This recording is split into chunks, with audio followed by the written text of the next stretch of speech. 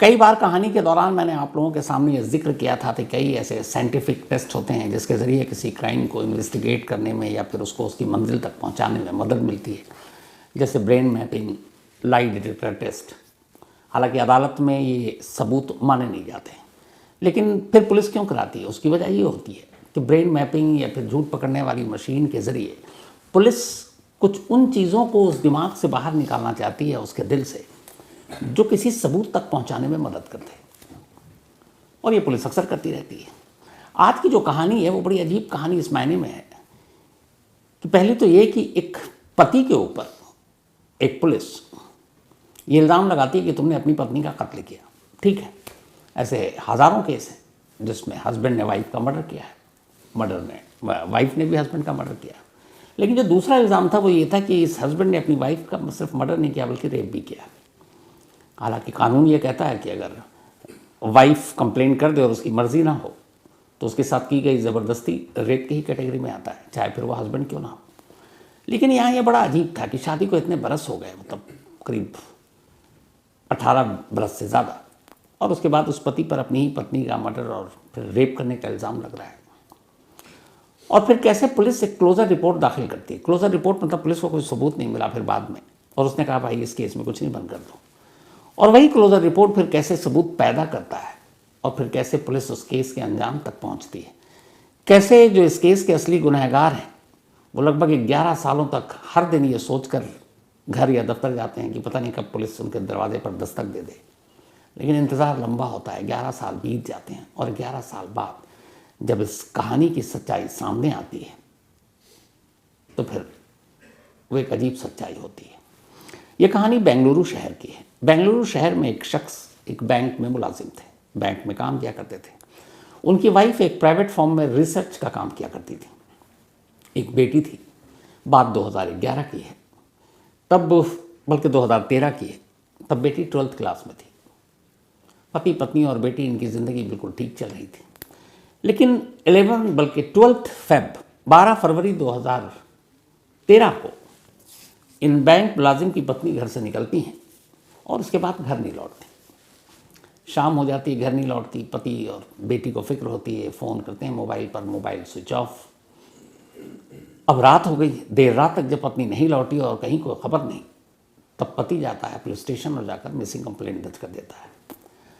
अब police missing complaint दर्ज करके बैंक मुलाजिम की पत्नी की तलाश शुरू कर देती है, लेकिन तमाम कोशिशों के बावजूद पत्नी मिलती नहीं। 12 के बाद अब 13, 14, फिर 15 फरवरी की तारीख आ जाती है, ठीक वैलेंटाइन डे के नेक्स्ट डे 15 फेब। अचानक उसी बेंगलुरु में एक हाईवे के करीब एक लावारिस लाश मिलती है। लाश एक महिला की थी। कुछ राहगीर पुलिस को खबर करते हैं, पुलिस मौके पर पहुंचती है, उसको मॉर्चरी ले जाया जाता है। अब मुर्दा घर में लाश रख दी गई, क्योंकि उसी बेंगलुरु में एक मिसिंग कंप्लेंट 3 दिन पहले दर्ज हुई और जो लाश मिली थी वो काफ़ी कुछ मैच कर रहा था उस डिस्क्रिप्शन से जो उसके पति ने बताया।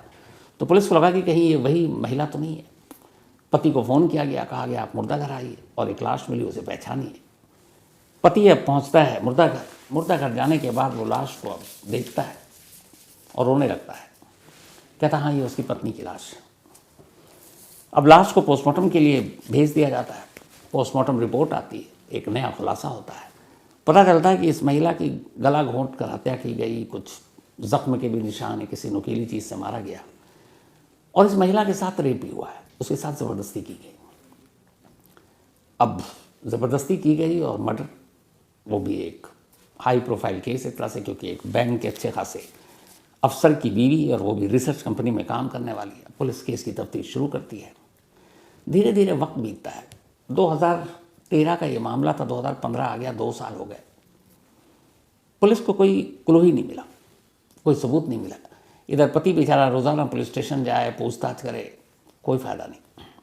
अब जब 2 साल बीत गए और पुलिस को कोई सबूत नहीं मिला तो फिर पुलिस को लगा कि कहीं ना कहीं ये सबूत घर के अंदर ही मिलेगा, और अब पुलिस को शक किसी और पे नहीं बल्कि उसी पत्नी के पति पर ही होने लगा। अब पुलिस उसे घंटों बुलाती पुलिस स्टेशन में, पूछताछ करती। अब चूंकि वो बाप बेटी अकेले रह गए थे, पत्नी की मौत हो गई, तो वो भी पुलिस स्टेशन क्या अकेले जाए, अपनी बेटी को साथ ले जाता। अब वो 12th की स्टूडेंट, पढ़ाई भी करनी है, वो बेचारी वहीं पुलिस स्टेशन के बेंच पर बैठ के अपनी स्टडी कर रही होती है और बाप 10-10, 15-15 घंटे पुलिस वाले उससे पूछताछ कर रहे हैं, मेंटली टॉर्चर एक तरह से। ये सिलसिला कई दिनों तक पूछताछ का चला। उसके बाद मई 2015 इन पूछताछ के बाद पुलिस की एक टीम अब इस बैंक अफसर के घर पहुंचती है। वहाँ पहुंचने के बाद तलाशी लेती है, कई सैंपल उठाती है, नमूने उठाती है। अपने साथ फॉरेंसिक टीम को भी ले गई थी। 2 साल बाद जब वो महिला गायब हुई और लाश मिली, उसके 2 साल के बाद अब वहाँ से बहुत सारी चीज़ें उठाते हैं, फॉरेंसिक वाले कई सैंपल ले जाते हैं। बाद में फॉरेंसिक की टीम पुलिस से कहती कि उन्होंने फ्लोर से कुछ जो सैंपल उठाए उसमें ब्लड स्टेन मिला, खून के निशान, और ये काफ़ी पुराना है, 2 साल ऑलरेडी केस को हो चुका था। तब पुलिस जो है कहती है कि आप चेक कीजिए किसका ब्लड है। तो अब फिर फॉरेंसिक टेस्ट होता है, DNA सैंपल लिया जाता है और आखिर में रिपोर्ट आती है और पता चलता है कि ये ब्लड उसी गुमशुदा महिला की है, यानी बैंक अफसर की पत्नी की। अब घर के अंदर से ब्लड के निशान मिले, फॉरेंसिक रिपोर्ट मैच कर गई।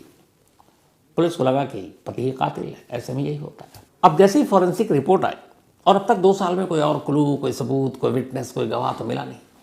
बेंगलुरु पुलिस को लगा चलो यही अच्छा मौका है, सबूत मिल गया, ब्लड स्टेन घर के अंदर और उसी की पत्नी के, इसका मतलब कि कत्ल घर के अंदर ही हुआ था। और ये तय था कि जिस जगह से लाश मिली थी झाड़ियों में हाईवे पर, वो वहाँ पे लाश लाकर डंप किया गया, मतलब कत्ल कहीं और हुआ था। तो उसी महिला के घर से ब्लड स्टेन मिलने के बाद पुलिस ने तार जोड़ लिए कि इस महिला का कत्ल इसी घर में हुआ और लाश को ले जाकर हाईवे पर फेंका गया। अब घर में कत्ल हुआ तो कातिल कौन हो सकता सिवाय पति के। लिहाजा पुलिस ने मई 2015 में ही अपनी ही बीवी का कत्ल और रेप करने के इल्ज़ाम में पति को गिरफ्तार कर लिया। पति को गिरफ्तार करने के बाद उससे पुलिस कस्टडी में पूछताछ हुई, फिर जुडिशियल कस्टडी में उसे जेल भेज दिया गया। अगले 73 डेज 73 दिन तक पति अब जेल में है और पुलिस इधर बेफिक्र की चलो केस तो सुलझ गया। लेकिन 73 दिन हो गए, उसके बाद अब ये हुआ कि भाई घर में सिर्फ ब्लड के कुछ स्टेन मिले, कुछ बूंदें मिली और वो उस महिला से मैच की। इसके अलावा क्या सबूत है, मोटिव क्या है मर्डर का? दलील ये भी दी गई कि भाई एक कोई शख्स जब अपने घर पे रहता है, हम आप कोई भी, तो कई बार ऐसा होता है छोटी मोटी चोट लगती है, कई बार आप शेव कर रहे हो तो आपका कट जाता है, ब्लड गिरने लगता है। महिलाएं घर का काम कर रही हैं, सब्जी काट रही हैं, तो फिर कहीं चाकू से उंगली या कुछ कट जाता है तो ब्लड गिरने लगता है, ठोकर लग गई, चोट लग गई तो ब्लड गिर जाता है। तो क्या ये मुमकिन नहीं है कि उस घर के फ्लोर पे जो ब्लड मिला वो किसी ऐसी हादसे का छोटी मोटी चोट लगी हो? उस ब्लड स्टेन से ये कैसे आप प्रूव करोगे कि ये कत्ल के दौरान हुआ ब्लड था और कातिल पति है? क्योंकि उस खून के निशान के अलावा और कोई कड़ियाँ पति तक जाकर जुड़ ही नहीं रही हैं। यही दलील कोर्ट में दी गई और पुलिस के पास इसके अलावा कोई सबूत नहीं कि फॉरेंसिक रिपोर्ट ब्लड पत्नी का है। अदालत को भी लगा केस हल्का है। आखिरकार 73 दिन के बाद पुलिस को मजबूरन कोर्ट में कहना पड़ा हमारे पास कोई और सबूत नहीं है और पति को अदालत ने छोड़ दिया। अब पति अदालत से बाहर आया, पुलिस ने कुछ दिन तक और खाना पूरी की, फिर पुलिस को भी लगा कि अब क्या करें, कुछ लीड मिल नहीं रहा है। इस दौरान में जब पति बाहर आया तो उसके बाद सीधे वो कर्नाटक हाईकोर्ट को मूव कर जाता है। कर्नाटक हाईकोर्ट जाने के बाद कहता है कि अब 3 साल हो गए मेरी पत्नी की गुमशुदगी को, उसके कत्ल को, लेकिन बेंगलुरु पुलिस अभी तक कातिल को नहीं ढूंढ पाई, उल्टा मुझे ही फंसा दिया। तो मैं चाहता हूँ कि असली कातिल को तलाश किया जाए, उसे सज़ा मिले और इस केस की जांच ढंग से हो। कर्नाटका हाईकोर्ट ने पति की फरियाद सुनी और फिर ऑर्डर दिया कि वहाँ की CID, क्रिमिनल इन्वेस्टिगेशन डिपार्टमेंट, इस मामले की जांच करेगी। अब ये मामला CID को पहुँच गया। CID में मिस्टर MR बाबू MR, ये इसके IO तैनात किए गए। अब उन्होंने तफ्तीश शुरू की। 3 साल बीत चुके हैं। 3 साल में तमाम सबूत, सारी चीज़ें तो अब धुंधा चुकी हैं, लेकिन कोर्ट का ऑर्डर था, तफ्तीश शुरू हुई। तफ्तीश करते रहे, लेकिन कई महीनों की तफ्तीश के बाद एक भी सुराग हाथ नहीं लगा। अब CID ने भी हाथ खड़े कर लिए। उसने कहा कि इस केस में कुछ है नहीं, तो भाई अदालत में क्लोजर रिपोर्ट दाखिल कर देते हैं। तो जितनी भी गवाहियाँ हुई थी, जितनी भी पूछताछ हुई थी, जो भी जिन लोगों से, उन सब के वो केस में फाइल बनाकर, और आखिर में जो पुलिस थी CID, उसने कोर्ट में ये क्लोजर रिपोर्ट दाखिल कर दी कि हम इस केस की असलियत तक नहीं पहुंच पाए, हमें नहीं पता कि कातिल कौन है। अब ये सारी चीज़ें पहुंच गई, कोर्ट में क्लोजर रिपोर्ट है, कोर्ट को अभी फैसला लेना है। लेकिन इसी दौरान एक बड़े पुलिस अफसर की नज़र उस क्लोजर रिपोर्ट पर पड़ती है, जो सीआईडी के ही है, बॉस हैं, टॉप बॉस। अब उन्हें पता है कि अर्जी कोर्ट में दे दी गई, इस केस को बंद कर दो, और वो क्लोजर रिपोर्ट पढ़ रहे हैं। क्लोजर रिपोर्ट पढ़ते पढ़ते अचानक एक फ़ोन नंबर पर जाकर उनकी नज़र टिकी, और उस फ़ोन नंबर को जब उन्होंने देखा, और उस फ़ोन नंबर और उसके आगे कुछ मैसेजेस के बारे में लिखा हुआ था, टाइमिंग, डेट, जब उन्होंने उसको देखा तो उनकी थोड़ी सी मतलब भवें तनी, और उन्हें लगा कि कुछ तो गड़बड़ है। सिर्फ एक फ़ोन नंबर और कुछ मैसेज। अब क्लोजर रिपोर्ट अदालत में है, अदालत को फैसला लेना है। इधर टॉप बॉस जो है सीआईडी का, वो उस क्लोजर रिपोर्ट को पढ़ रहा है, और एक नंबर पर जाकर वो रुक गया। अपनी टीम को बुलाता है, आईओ को बुलाता है, और कहता है कि ये एक नंबर है, ये किसका है? कॉल डिटेल रिकॉर्ड चेक किया जाता है। अब तक उस नंबर को यूं ही छोड़ दिया गया था। अब जब उस कॉल डिटेल रिकॉर्ड को चेक किया गया तो पता चला कि एक मिस्टर मूर्ति हैं जिनका नंबर है, और मिस्टर मूर्ति उसी बैंक के एक्स मैनेजर थे जिस बैंक में इस लेडी के हस्बैंड काम किया करते थे। और तफ्तीश की गई तो पता चला कि मूर्ति का इस मैनेजर और उसकी गुमशुदा या मर चुकी वाइफ के साथ फैमिली फ्रेंड टाइप का एक रिश्ता था। अब जब ये सारी चीज़ें सामने आई तब टॉप बॉस ने अपनी टीम को बताया कि ध्यान से देखो तुम, जिस 12 फरवरी 2013 को वो लेडी गायब हुई, उसी 12 फरवरी 2013 को मूर्ति ने, जो बैंक का एक्स मैनेजर है, 7 कॉल और कई मैसेजेस एक नंबर पर किया। और जिस नंबर पर वो किया, ये सारी चीज़ें तो अब तक थी, लेकिन ये इससे आगे नहीं हुआ कि जिस एक नंबर पर उसने एक ही दिन में उसी वक्त 7 कॉल और मैसेजेस किए, जिस फ़ोन नंबर पर किया, वो फ़ोन नंबर किसका था और वो उस वक्त कहाँ था। ये कड़ियाँ मिसिंग थी। एडीजी ने कहा कि अब इस केस में तो कुछ रखा नहीं है, लेकिन ये चूंकि उसी सेम डे का जिस दिन वो लेडी गायब हुई, और इस मूर्ति के मोबाइल की जो हिस्ट्री बता रही है वो ये बता रही है कि जिस दिन इसने ये 7 कॉल किए बैक टू बैक और मैसेज किए, उससे पहले उस नंबर पर उसने कभी फ्रिक्वेंटली इतनी बात ही नहीं की, ना मैसेजेस किए। तो वारदात वाले ही दिन ऐसा क्यों? ये अनयूजुअल था। तो अब पुलिस को लगा कि चलो एक सिरा मिला पकड़ते हैं। तो मूर्ति ने जिस नंबर पर ये मैसेज और कॉल किए, अब उस नंबर को निकाला गया, फिर उस नंबर की डिटेल निकाली गई, उसकी कॉल डिटेल रिकॉर्ड निकाली गई। जब वो कॉल डिटेल रिकॉर्ड निकली तो पुलिस की आंखें खुली की खुली रह गई। पता चला कि मूर्ति ने जिस शख्स को ये फ़ोन और मैसेज किया था, उस दिन उस वक्त उस शख्स का लोकेशन सेम वही हाईवे की झाड़ियाँ थी जहाँ से उस लेडी की लाश मिली थी।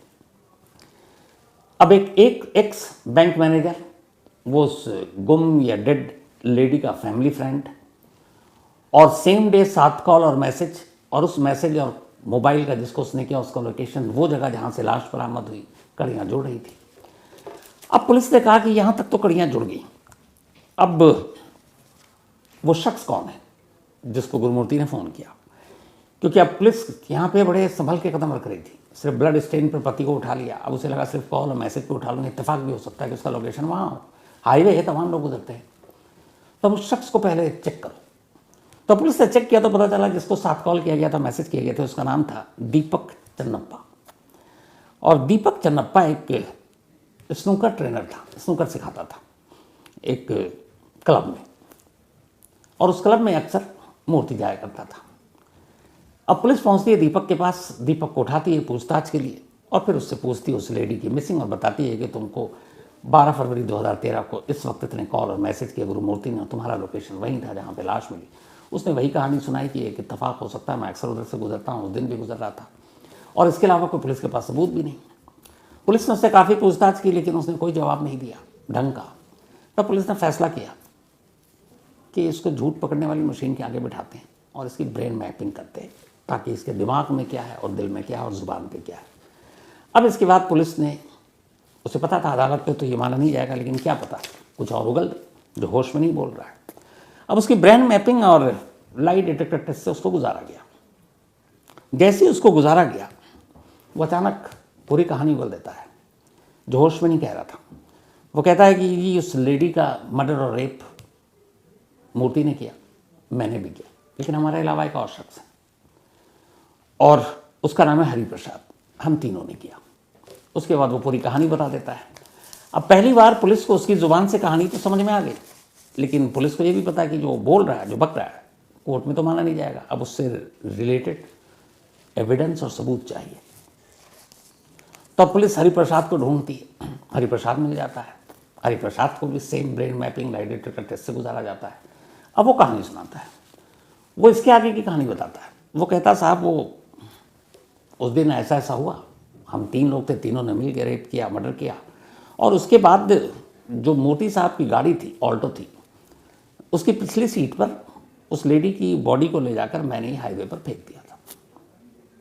अब यहाँ पुलिस को एक नया सबूत मिला कि एक ऑल्टो कार जिसके अंदर बॉडी रखी गई, ब्लड भी गिर रहा था, तो उस कार में से भी कुछ ऐसे स्टेन या सबूत मिल जाए जो काम आ सकते हैं। अब पुलिस पता करती है बड़ी खामोशी से कि वो ऑल्टो कार कहाँ है। अब बदनसीबी ये कि जब पुलिस को पता चलता है कि बल्कि इस इंसिडेंट के 2 महीने बाद ही गुरुमूर्ति ने वो कार बेच दी। अब किसको बेची उस नए मालिक का पता किया जाता है। अब पुलिस उस नए मालिक तक पहुंचती है। अब ये भी डर था कि सेकेंड हैंड गाड़ी खरीदी है, पता नहीं उसने अपने हिसाब से क्या क्या चेंज कराया होगा। लेकिन पुलिस पहुंची तो पुलिस का मुकद्दर ने साथ दिया। उस गाड़ी के सीट कवर जो थे वो 10 के 10 थे, खरीदने वाले ने बदला ही नहीं था। अब फॉरेंसिक की टीम पूरी गाड़ी की जांच करती है। बैक सीट पे जहां हरिप्रसाद ने कहा था कि लाश हमने रखी थी, उस सीट की खासतौर पर जांच की जाती है। और नसीब ये कि उसके स्पंज से जो पीछे की सीट था उस पर कुछ ब्लड के निशान मिले। अब उस ब्लड के निशान को भेजा गया फॉरेंसिक टेस्ट के लिए और फिर उसका डीएनए मिलान कराया गया तो पता चला ये उसी लेडी का है जिसका मर्डर और रेप हुआ था। अब पुलिस को एक कार के साथ एक पुख्ता सबूत, उससे पहले brain mapping, lie detector test के वो बयान और उस बयान को कोलैबोरेट करते हुए, उस बयान की पुष्टि करते हुए ये ब्लड वाले सबूत मिले। अब इसके बाद पुलिस गुरुमूर्ति को उठाती है। अभी तक नहीं उठाया। अब उससे पूछताछ होती है। जब गुरुमूर्ति को पता चलता है कि दीपक और हरिप्रसाद दोनों पकड़े जा चुके हैं, दोनों बयान दे चुके हैं, सीट से ब्लड मिलने की बात सामने आ गई, तो फिर अब उसके पास कोई रास्ता नहीं था। तो वो पुलिस से कहता है कि मैं 11 साल से इंतज़ार कर रहा था कि पता नहीं कब पुलिस मेरे दरवाजे पर दस्तक देगी। आप आए तो सही, पर देर से आए, लेकिन मुझे उम्मीद थी कि एक दिन पकड़ा जाऊंगा। फिर बताता है कि वो फैमिली फ्रेंड था, उस अपने बैंक के जो कुलीग साथ में काम करते थे उसकी परिवार में आना जाना था।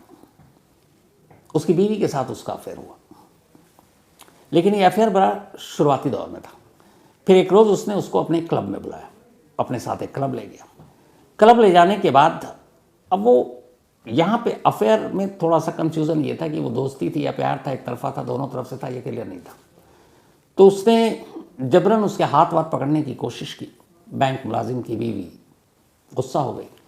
उसने उसे धमकी दी कि मैं अपने पति को बता दूंगी, तुम्हारे बैंक में कंप्लेंट करूंगी। उसे गुस्सा आया।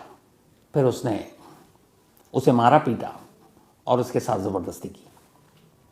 ज़बरदस्ती करने के बाद फिर उसने फ़ोन किया।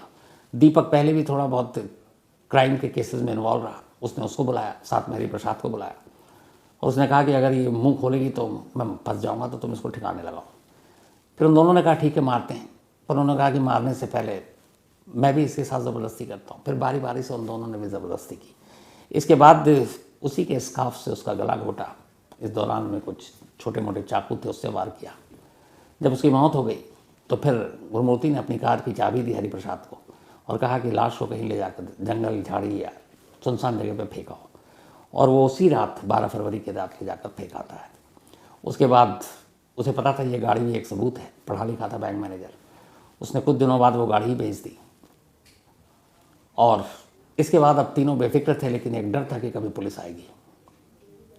और उधर पुलिस शुरुआत में कुछ काम ही नहीं कर रही थी और एक बेचारा पति जिसको अपनी ही पत्नी के रेप और मर्डर के केस में 73 दिनों तक जेल जाना पड़ा, अपनी सोसाइटी में, रिश्तेदारों में जब उसे पता चला अरेस्ट हुआ है तो उसे बेइज्जती सहनी पड़ी और वो लौट कर आता है। अदालत का दरवाज़ा खटखटाता है। अदालत के कहने पर यह केस रीओपन होता है और सीआईडी के एक टॉप बॉस की नज़र सिर्फ एक कॉल पर पड़ती है और वो एक कॉल इस पूरे केस को खोल कर रख देता है। करीब 1300 पन्ने की चार्जशीट इस केस में अभी मई 2024 में दाखिल हो गई है। इसमें 3 अक्यूज्ड हैं। गुरुमूर्ति, दीपक और हरिप्रसाद, केस का ट्रायल शुरू हो चुका है।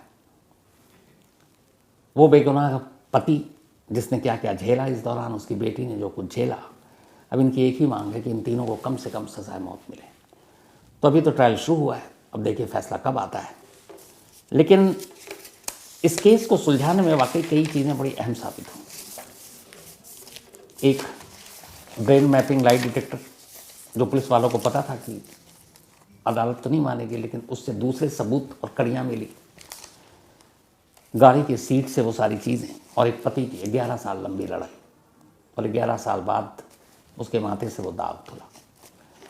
तो पुलिस, मैं बार बार कहता हूँ, अगर ईमानदारी से जांच करती है तो हर केस को उसकी मंजिल मिल जाती है। ये थी आज की